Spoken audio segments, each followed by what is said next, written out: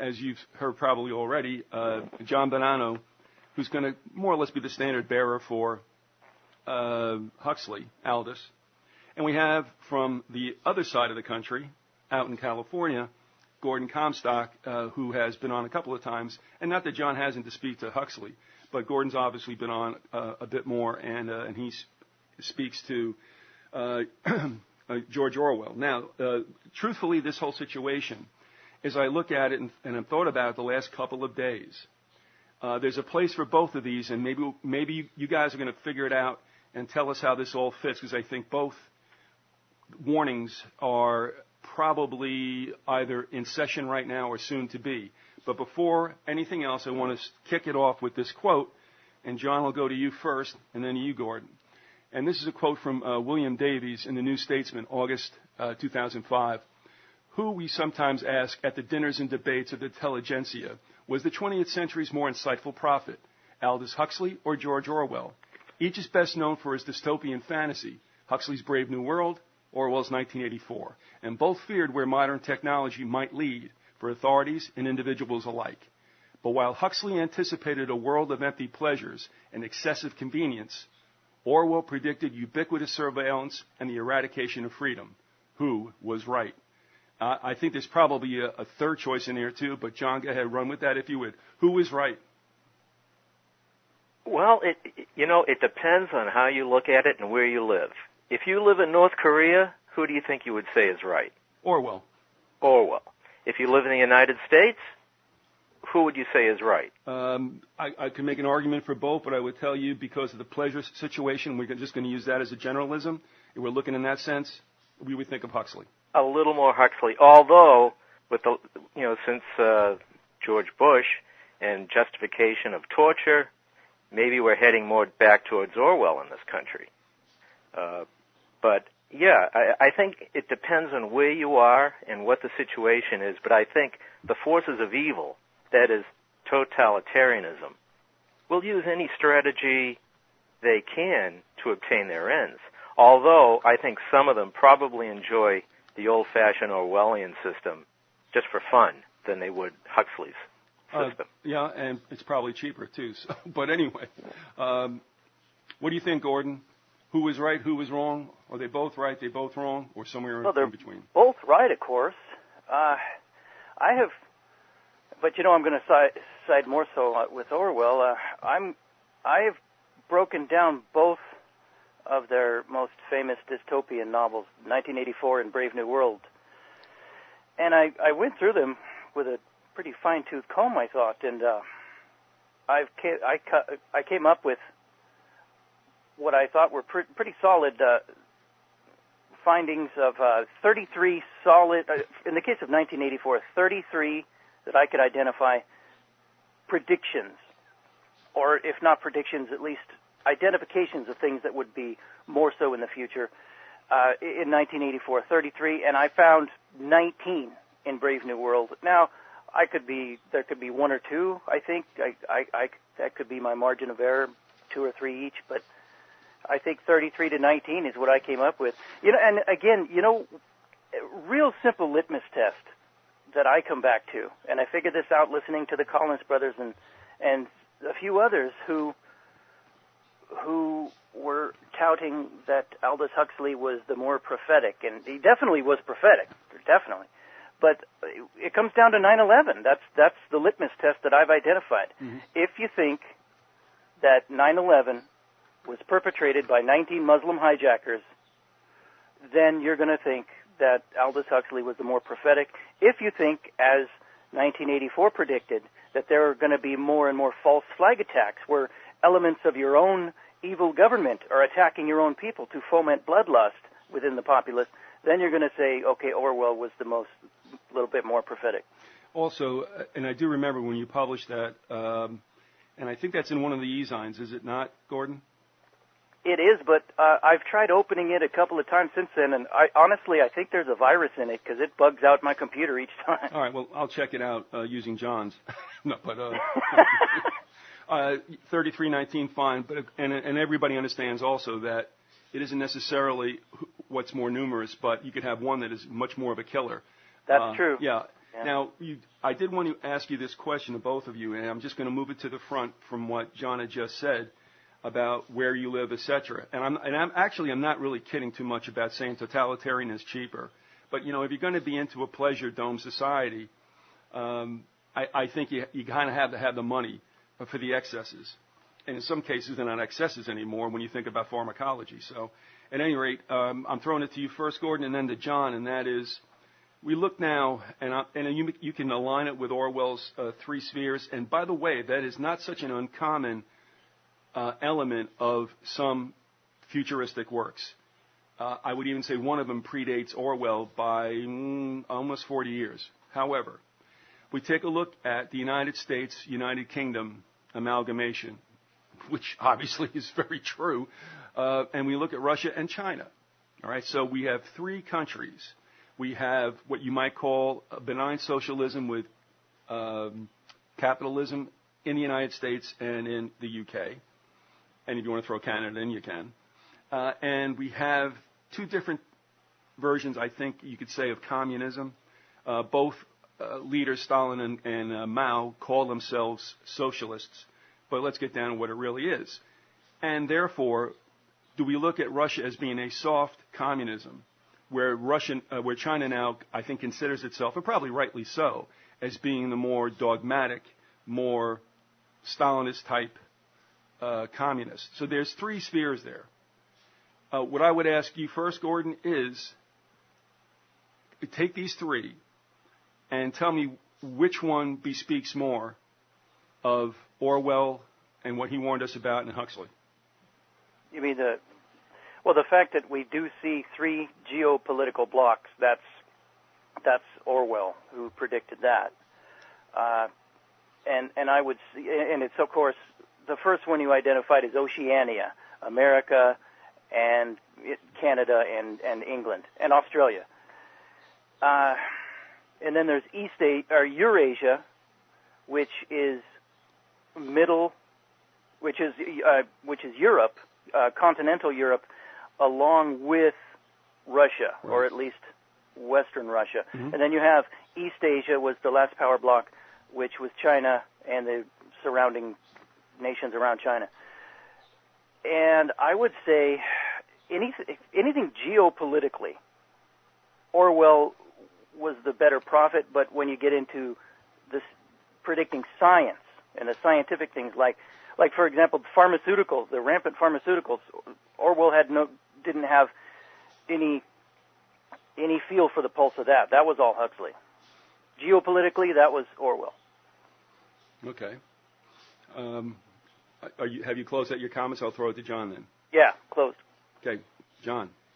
Okay, so we're looking at like China, Russia, United States as like the three elements. Yeah, I also call them laboratories.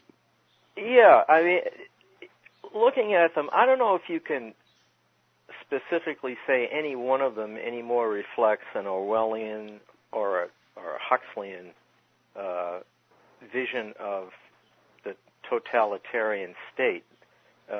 Both Orwell and Huxley presented to us totalitarian states.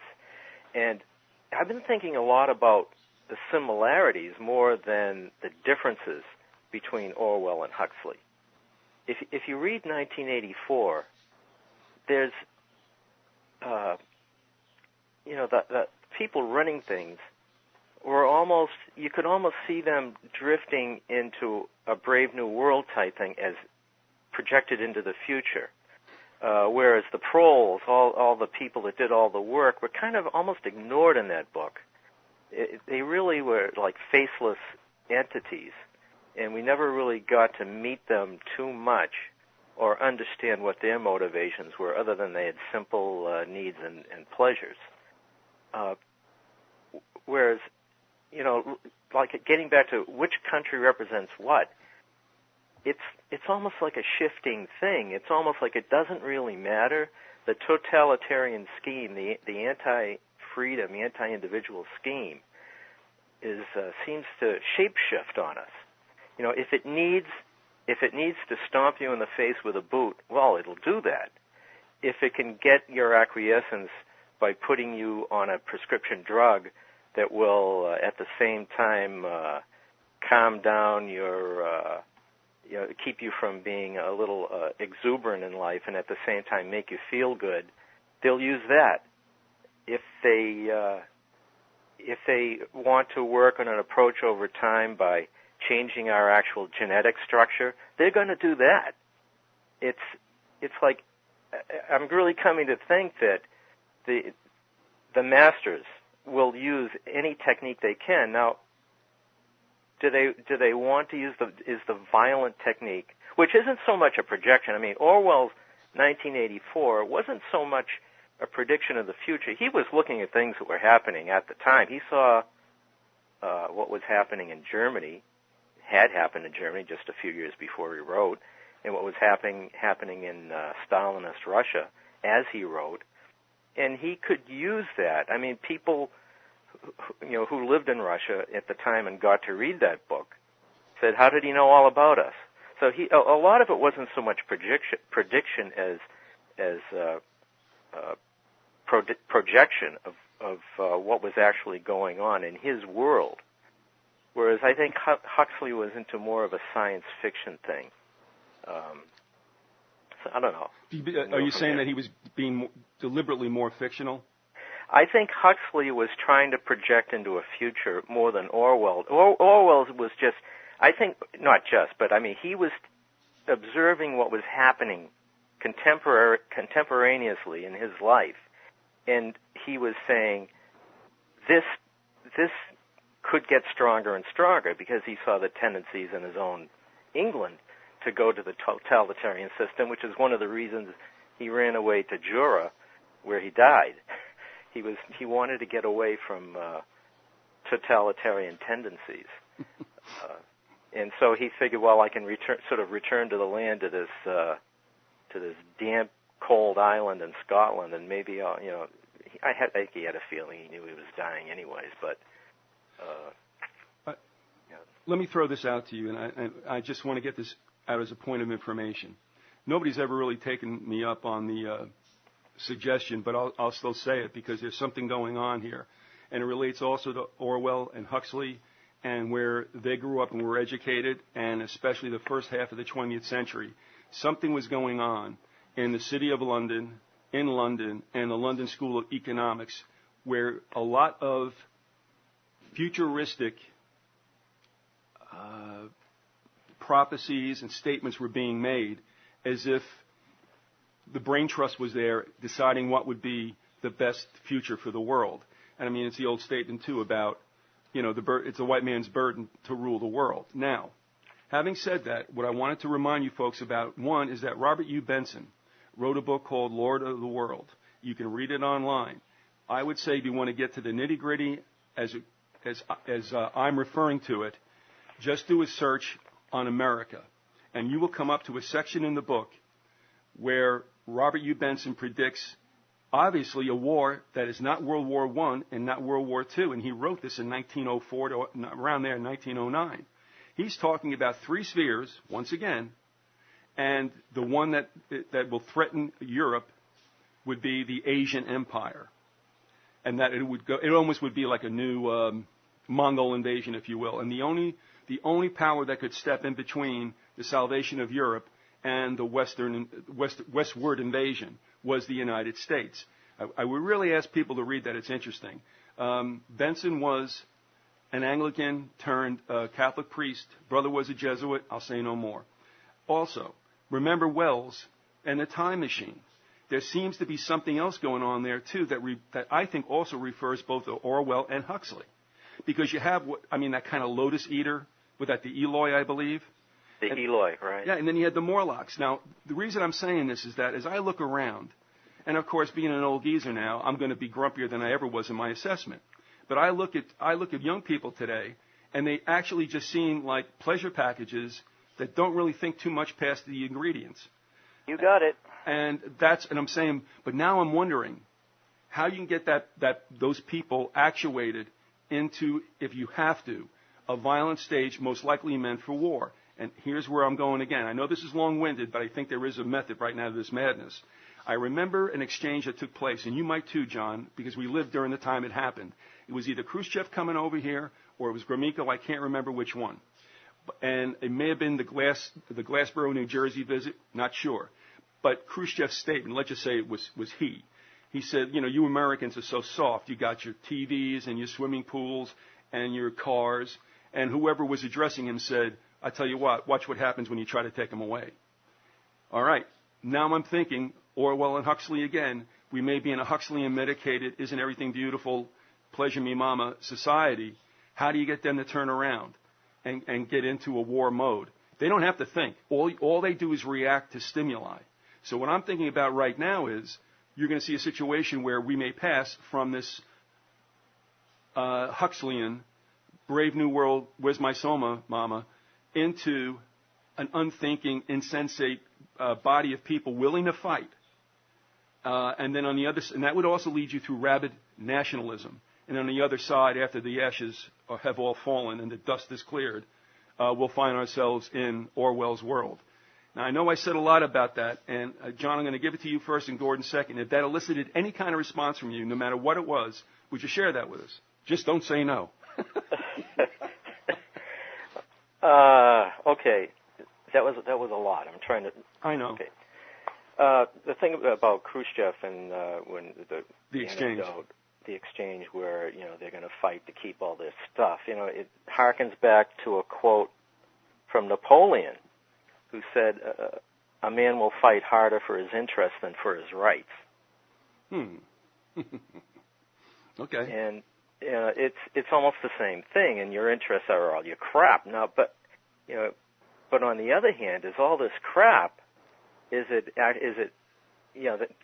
the kids today might want to fight for that, but has all this crap and all this sitting around in virtual reality, has it enervated these kids so much that they can't fight?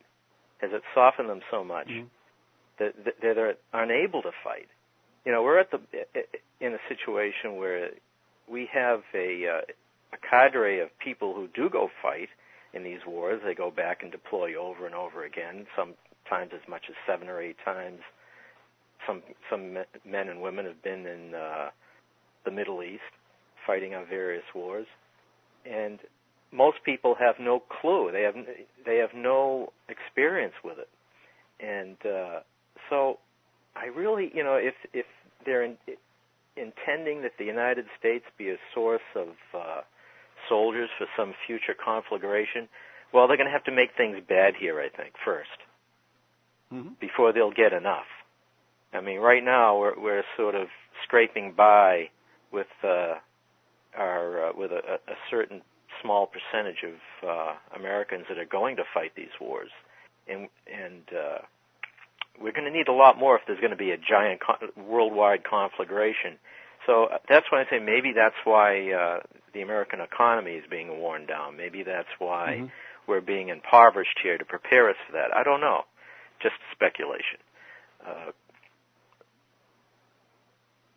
Are you done? So that's basically what I'm done about that, yeah. All right. What about it, Gordon? What hit you, no matter what, if anything, you extracted from what I said in my screed? Well, it's an interesting focal point to look at the mixture between the predictions or projections of Orwell and Huxley here, because John's right. The vast majority of young people, and I see them every day, work with them, the vast majority are soft and addicted to video games and soft living and eating junk food. And it's like George Carlin noted. Young people nowadays, they got their cell phones that can make flapjacks, so what do they care about protesting anything? All right. On the other hand, and of course that's the Huxley side of it. On the other hand, what we also see, and this is the small cadre of soldiers in America, young budding soldiers that I think John noted. On the other hand, what do you see in our movies nowadays and on television with the History Channel, and now we got the Military Channel, but the History Channel itself will have more shows about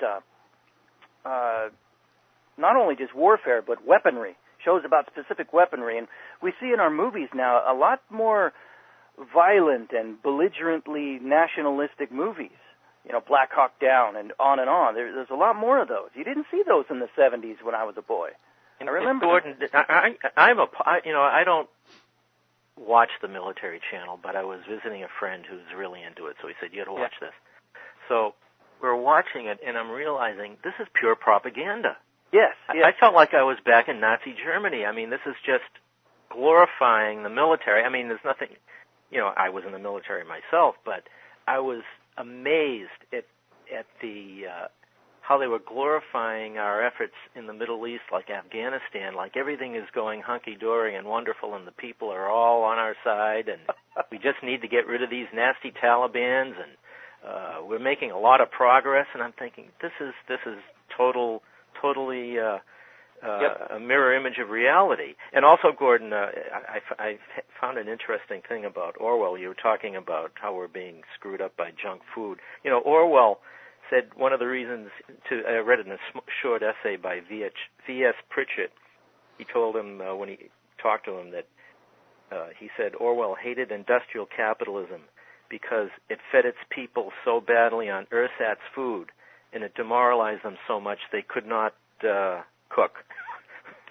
Yeah. I got that. Boy, I read that's in an essay, and I forget which essay that is. I know what you mean. Yeah, it's V.S. Pritchett wrote a short 3-page essay on Orwell, who he knew, and I happened to come across that one, and I thought it was kind of amusing. I remember back in the early 70s when, right around the gas crisis, it was probably 73 into 74, and if you think back, John, because again, we were older than Gordon and more adult-like as far as our concerns, and there was talk about the fact that if this embargo continued, that our 7th Fleet would be rendered useless, et cetera, et cetera. And I remember that being used as a chip to get America pissed off to perhaps back a military incursion. It never came. However, when I'm looking at if we're headed for a third world war, and in deference to you, John, I'd say, okay, maybe it isn't going to happen. But considering that it might, I would look at it in America, again, as telling the population the reason why you're in such hurt is that China just wants to cash in a debt and wage economic war on us. You can also find Russia as the boogeyman because we're going to be told they're backing Iran, they're sending stuff, nuclear materials. And then, if you've noticed now, every so often when the gas spikes, into the conversation comes Iran. And I'm looking at this now. We're going to be 40 years down the road from the first time around, and I look at it as people being actuated in the United States once again, because guess what, folks? All this stuff is not going to happen for you economically. China's trashing us. Gas is like $7 a gallon because of those damn old Iranians. I'm looking at that. Now, how do you sell a war in Russia and China? In China, it's like they just have to say, listen, we have to crush decadence. And I'm pretty sure they're going to use us as the poster boy, and I can see an army salivating to give us the ass kicking they think we deserve. With Russia, I think it's just the fact that if the United States is on the chessboard, which that means it would, then we don't want them around. So you could even just look at that as plain imperialism, which they're, I'm sure, upset about now because of our presence in certain republics that flank Russia. So I think... Yeah, right. Russia is mainly concerned because they feel that we're hanging out in what they consider to be their sphere of influence. Yeah, and I think this is where we can look at this old bit about totalitarianism versus, sybaritical lifestyle pleasures and such. You can use both situations to actuate populations for a war. But let's say there's not going to be one. And now we're going to go back to the questions I'm throwing at you both. And this one I'll give to you first, Gordon. Let's say we don't have a world war. Maybe we'll have some kind of cataclysm, but let's say there's no third world war. When you look at Huxley's vision, when you look at Orwell's vision, could one of these two be a precursor to the other if civilizations are now on the path to decline? Would one of the visions give way to the other? That may seem a little enigmatic, but if you can work with that, go ahead, Gordon. Boy. Yeah, I know. It's a little out there. I admit. There's either going to be another world war, or else I can't see how there won't be. But if there's not, then there would be a continuation for a long time, I would say, of the endless and multifarious small skirmishes all around the world. Perpetual war for perpetual peace, as Orwell said.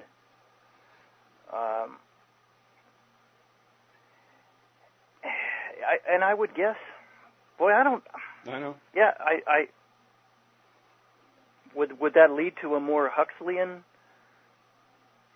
world after that? Well, let me clarify this, and you take another shot at it, Gordon, and then John will be the beneficiary of listening to this. It seems to me that the way that it could work, and this is what I had in mind when I asked the question. I hope I didn't make it more subjective than it came out. But let's put it this way. If you want to cock somebody in the head, do you walk into the room part of the way, one hand behind your back with a hammer and say, "Come here, kid"? Maybe not. Or you show them the hammer and say, "Come here, kid." Probably not. But if you showed them a lollipop or an apple and said, "Come here, kid," well, I think the person would be more inclined to go for the treat. That's why I'm wondering if we're not in a situation where whatever's going to happen, which is going to be on the ugly side of midnight, what we are being extended now is the bait. So I would say, in my mind, I'm saying it would be a Huxleyan environment prior to an Orwellian environment, which I think would probably be the last stage. Yes, no, or otherwise, Gordon, and then John will go after you. Now, that's interesting. That's coming at it the other way. Wow. Well, I'd just like to hear John's. Okay, fair enough. Yeah, I'd have to come out on the other side of the Vyzygoth analysis there. I really think that the Brave New World can only happen with a global government. And a global government will arise after the stage of wars amongst these more totalitarian-type dictatorships or totalitarian systems. And then once all that is sorted out, once that little dance of death is completed, then they will and then maybe for the last time the sense of nationalism and patriotism is kicked out of people. Then a global government could be instituted, which would then rely on genetics to maybe take out some aggressive genes so that we won't be so dangerous to the powers that be, or maybe, and then the more sophisticated drugs will be put in place. You know, it's interesting when you watch TV now, and you see these drugs that are used for mood alters, and they're like combinations of 2 and 3 drugs together. You know, one takes the edge off, another one makes you a little mellow, the other one sort of eliminates psychotic episodes, and they're mixing them up.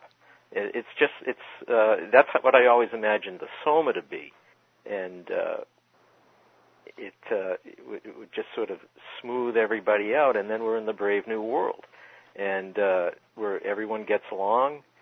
And the thing about Huxley is, you know, Huxley, as I found out, as he was writing the book Brave New World, he had to add to it. When he finished it, he was appalled because he realized that he might like that world himself too much.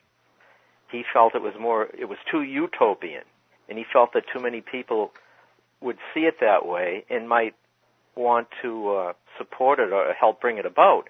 So he actually set about making that world he created worse.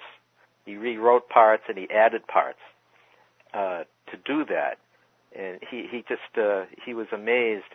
He said that's why he always felt that his world was the one that ultimately would prevail, because it was ultimately more pleasant. Because let's face it, Huxley, he enjoyed the finer things in life. You know, he enjoyed an Epicurean lifestyle. Mm-hmm. He enjoyed women, and he saw this world, which was probably a projection right from his own brain, where all women were available, and sex was a pastime that didn't, have any repercussions. The amusements, the touchy-feely movies, which was as we head into a future with the holodeck experience probably coming within a couple of decades. There it is. So I forget where I was going with that, but I'll just leave it at that. I think ultimately the Brave New World would logically come after the totalitarian state, because I don't think once you had the Brave New World, unless you see the leaders as being so evil they enjoy the boot in the face, they enjoy the torture, that they'd rather have a society like that. That might be the case, because there are people that can only be called evil that will enjoy torturing you. They will enjoy stomping your face down. They will enjoy keeping you in a cell, and they will enjoy executing you. Okay. So maybe that's the case. I don't know. What about this? And this is something I've thought about as well, as far as the outcomes, probably long after we're dead. And I think back to Wells, and that is, we've heard so much about depopulation and how the elites, when they finally get to the point where they're running the show, maybe we've had depopulation through, I'm not saying this is going to happen, but this is their vision, that the war has decimated populations. You could also do it with a pandemic. If you look at World War I, you had the fight, you had the war first and then the pandemic later to pick off the weak who had been rendered either physically or otherwise impaired, and you want to get them out of the genetic system. If that's the case, then take a look at Wells. Do you keep the Eloi around who, as both Huxley and Orwell would say, have to be plied with drugs or whatever to make their miserable existence worth living, if that's correct? I mean, at least enduring. All right, so where I'm going with this is, if you're going to have depopulation, if the elites only want enough around to do the wet work, then I can see a situation where, as you had said, John, that now we're into Huxleyan situation, because these guys got to do really crummy stuff. And so, hey, look, whatever you need to do in your downtime, go ahead and do it, whether it's soma, whether it's sex. Orwell said the same thing, whether it's gin or something. If we're going for a depopulation, keep as few humans around as possible, I would think probably there's no reason for totalitarianism, because there's not enough numbers anywhere of dissenters. And so you just keep them happy while they live their miserable and no doubt short life. I'm going to just ask you to go yay and nay on that, John, and then over to Gordon. Yay. Okay. You did as I asked. Thank you. What about it, Gordon? If we go to a minimum amount of population, as we heard, that's what they want. Do we just keep everybody happy with put the virtual reality helmet on, get screwed 17 times and then come back when you're done?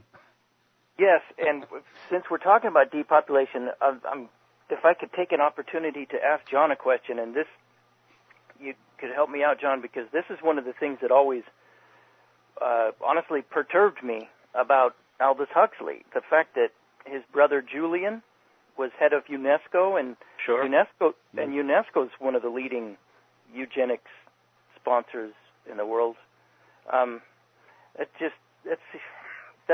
Aldous Huxley, when it came to eugenics, Huxley said, in theory, it might be a good idea, but he felt that in practice it would be abused.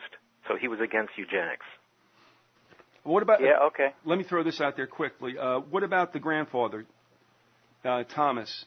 To me, he was probably deeper down that road, and also perhaps more about survival of the fittest than Darwin was. And there seems to be a continuum that used. You have Thomas Huxley, and then you come down to the brothers, Aldous and Julian. Somewhere in the middle, and I don't know who I'm forgetting, whether it was. There had to be a generation in there that ran with Huxley's ideas, Thomas's, and then gave them in a continuum to the two brothers. And I'm wondering, that's Wells, I'm not sure, or if it was Darwin and Galton, I'm not quite sure, although Wells would be in that cohort as well. So what I'm asking you about, when you go back to two more generations before the brothers, are we looking at Thomas, who might have been the most, shall we say, formidable and somewhat sinister personage when it came to a depopulation? I don't know about that. I don't know. I know that they were the Huxley family. Thomas Henry Huxley was called Darwin's bulldog, I believe. Yep.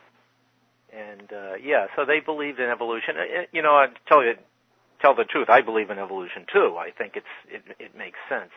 As that's my anthropology degree speaking, and I have studied it. I think it's real. Maybe sure, there are holes in the theory, but I think finding an error in theory doesn't disprove the theory. It just means you found an error in the theory. But I also feel that evolution is probably directed by the higher power. That's what I believe. I don't think evolution. I think evolution is the system that God has instituted to develop life on the planet. So I don't feel it's a brutish survival of the fittest thing. I think it's directed. I think man, for all of his flaws and faults and problems, is a very interesting thing. And I don't think we arrived here by accident. So that's just my opinion. The danger may be in how it's used, like anything that Americans, great, that's just Freudian, that human beings are given. You can use it for good, you can use it for ill, or you can take it and run with it for a very saturnine end. With regard to what they were thinking about, and I'm only going to state this now, and I'm going to move into something with regard to the Fabians. If you go to Galton.org and you click on, there's something there. I'm doing this cold, okay? I got my screen up, and I'm not going to mess with it right now. Go to Galton.org. You can click on like quarterlies or conferences. There was one, I think, in 1904. Just click on that, and you will see Galton is there and Wells is there with a couple others. I think even Russell is there.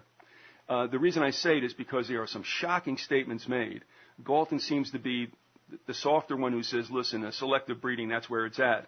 Wells, I would say the tenor of the moment that I got from what Wells spoke about, and there's a transcript for all this, he almost like he bitch slapped Galton and said, slay the hindmost, that's what you do. And then you got Russell, and this is what brings us into the Fabians, because and you're going to give us your take on it, John, and also Gordon. But what bothered me about Russell, especially in that one book, An Intelligent Women's Guide to Socialism, in the epilogue he says, look, here's where it's going to be, folks. You're going to be fed, you're going to be clothed, you're going to be housed, and you're going to work. And if you have not the industry for such, you can be killed in a kindly manner. And I'm like, is that right? Okay. And so when I look at that as the outcome, that's what I see out of all this. I'm not attaching it necessarily to Huxley or Orwell. But boy, I'll tell you what, there was something going around, like I said, in and around London at that time that would give rise to these people and these just seemingly back-of-the-hand type of statements that carry with it, life and death. So at any rate, I don't know if you want to speak to that or not. That was just a commentary on my part, and we were going to head over to the Fabian socialists. But go ahead, John, and then Gordon, you get the second shot. Yeah, Bertrand Russell is a very interesting person. I really need to study up on him a little more. I'm sorry, I misspoke. I'm sorry. I'm going to throw it to you again. It was George Bernard Shaw. Oh, George Bernard Shaw. Yeah, Russell was in there, no doubt about it. But it was Shaw who came out with those remarks and wrote that book, The Intelligent Women's Guide. Well, the thing about Shaw, you have to wonder just how serious he is sometimes. Sometimes he's saying things for effect. He was a satirist. He wrote drama. He was, if you've seen any of his plays, he will say extreme things to effect. It's not necessarily his voice. So I don't know where that quote comes from. I'd have to read it in context. But, I'm not going to come out and defend Shaw or not. I know I've seen a couple of his plays and I've enjoyed them. So I'll leave it at that. Well, I'll tell you what, that is in the epilogue of the Women's Intelligent Guide to Socialism. And I'm sorry I screwed that up. It was George Bernard Shaw. I mix them up all the time. But that statement was so crass. I was like, what? It is crass. It's almost to the point where I think maybe it's like he's just... Shock value? He's just trying to be satirical. Maybe he's trying to mock someone else with the statement. But I'm not sure. I'll have to see it. I'll have to look it up. Gordon, hold on a second. Just hold on to your thought. I want to tell everybody, since I went ahead and did it. You go to golden.org, you click on eugenics, and let's see. At any rate, you click on eugenics, and then you'll get to the meeting, the conference, in which all statements were transcribed in this particular quarterly. And I'm sorry I interrupt you, but Gordon, go ahead with that. The fact that there could be so many intellectual luminaries in London at that period making statements like that, and those guys had power, had influence. The fact that there could be so many of them and making such statements and actually believing such things, it gives further corroboration to what I believe and have read in a few sources, that those people, those Fabians who believed such things and made such statements, they were the real target of the satire in 1984. Orwell broke with the Fabians. He got a whiff of what they were about, and he no longer wanted any part of it. John, you and I have exchanged emails with regard to the Fabians. Right. And I think what you were telling me was that you didn't necessarily think that what they had in mind for the running of the world was the nicest thing, but that it would be effective. And I may have gotten that wrong. Thing about the Fabians is, the Fabian. Let's see what the Fabian socialists were. Who was the original Fabius? Fabius Cunctator was a Roman general. Well, basically, Hannibal had gotten into Italy during the time of the Roman Republic, and he was kicking ass. Every general the Romans sent after him would try to have a big set-piece battle with him, and they'd basically lose the legions, right?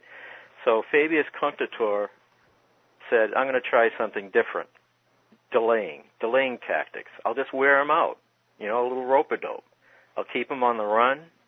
I'll try to cut off his lines of supply. I'll try to starve him out. I will never have a set battle with him because he's too good. His baggage train. And basically just use time. So Cunctator means delayer. So that's what he did. And over the years, Hannibal got weaker and weaker, and finally he was conquered. He was finally defeated, mainly through the effect of time, and just things happen, and he's lost troops. Just he couldn't get resupplied, and that's how they did it. So the Fabian socialists took the name the Fabians because also later on in Roman history, the Fabian family became famous as those who catered to the mob and to the average person. They were patricians themselves, but they would use the mob and try to do things for them to get power for themselves, and not that there's anything wrong with that, but so the Fabians were known as almost socialists as far as you could go in ancient Rome, bread and circuses and things like that, and getting more political representation for the average person rather than just the patricians. So, of course, the rest of the Senate believed they were traitors, but they felt it had to be done or there'd be problems if you don't have the people on your side. Who's going to fight your wars? Although at that time you had to be a Roman citizen. You had to basically be a landholder to even be in the army till later on, but that's another story. So the Fabian socialists said, we want to have Now, I'm a little skeptical on how serious they were about this, because here's what I'm getting at. The Fabian socialists said, number one, we want to avoid a violent revolution, because what happens in a violent revolution? The powers that be, the leaders and the ruling class ends up hanging from a lamppost. Now, that wasn't something that the ruling class wanted to see. And they knew things were bad when they were Fabian socialists. This is the height of the Industrial Revolution, and people were in these dank, dark, horrible factories working. Like I have a quote from Orwell, who in one of his essays cites Huxley, and he said, "As Mr. Huxley has truly remarked, a dark satanic mill ought to look like a dark satanic mill and not like the temple of mysterious and splendid gods." But at the time, the country was full of dark satanic mills and child labor and people emaciated and dying in the streets. And the Fabian socialists said, we've got to give the people something, else we could end up at the wrong end of a revolution. So they said, we are going to, and this is how the Labor Party was born, we are going to institute socialist reforms. So over time, they had, they ended up with, national health care. They ended up with pensions, basic welfare programs for people that needed it. And they felt that this way they could avoid the revolution. So they just felt, as opposed to their Tory counterparts who just didn't want to give up anything, they felt that by giving something, they could avoid something even worse and also maintain power. They felt the ruling class could still keep their power, and as we've seen, that's exactly what's happened in England. And as time has gone on, and they're starting to remove some of the things they gave the people. They're citing costs. They can't afford it anymore. And why can't they afford it? Because, like so many other places, the jobs have disappeared.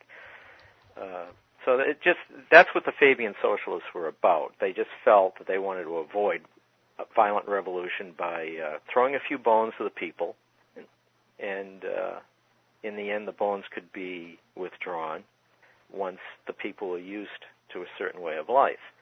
And now that we have a system with more better techniques of social control, maybe they don't need to give up so much. Maybe they feel now they have, like you think we have cameras in this country. In England, every street corner has a camera. You can't walk around without being on a camera somewhere. So it's pretty hard to have a violent revolution these days in jolly old England. So, things are changing back maybe. And so that's what the Fabian socialists were about. Gordon, any comments? Yeah, I agree with what John just said, that the fact that we are under such surveillance, and there are, and with the mind-numbing drugs and the techno-gadgets, they really don't need to give up very much anymore. But early on, at the point where they were willing to give up more, I'd say even early on there was a tendency, like any group that tends to be at the vanguard of society, they're going to look out for themselves, and even the Fabians, even early on, were doing that. And one thing I'll cite for that is George Bernard Shaw. He was originally indigent, poor. He was a Fabian then, but unlike most of the other Fabians, he was not very well off. But he married a very rich woman and got part of her dowry, obviously, and it was after that marriage that his plays and everything else he wrote began to sell well. And what you can note is, although the Fabians in their economic program marked everything for nationalization, was it to each his own, or to what was the Marxist statement? From each according to his means, to each according to his needs, whatever. From each according to his ability, to each according to his needs. Thank you, John. But two of the things that were not marked for nationalization were royalties and dowries. All right. Well, the thing is, like I say, I think the Fabian socialists, I think their ultimate goal was to create, they said they were going to give these socialist, and I think probably many of them were sincere in creating these socialist benefits for the people. But in the end, all they actually accomplished was creating a more and more powerful central government, which could then be used to maintain itself and make it even more difficult to overthrow. I mean, a violent revolution in 19th century England would have been a lot easier than it is today. In fact, today I would say it's almost impossible. But you never know. Things change. Same in this country. I really don't see much chance of any kind of a revolution, despite what a lot of people think. Another reason for that is the weaponry that is possessed by the leaders. the government, the military of the governments, and that was that's talked about in George Orwell's essay "You and the Atomic Bomb" from 1945. He noted throughout history when the leading weaponry technology at any given time was simple to make, so that the peasantry could make it, you could have successful revolutions. But if the highest technological weaponry was something that cost a lot to make and was too sophisticated to make, you're at a period of despotic stasis. There will be no revolution. And he said, we've got battleships now and the atomic bomb, and we're not going to have any more revolutions, not for a long time. Yeah, that's true. Yeah, now, you're right.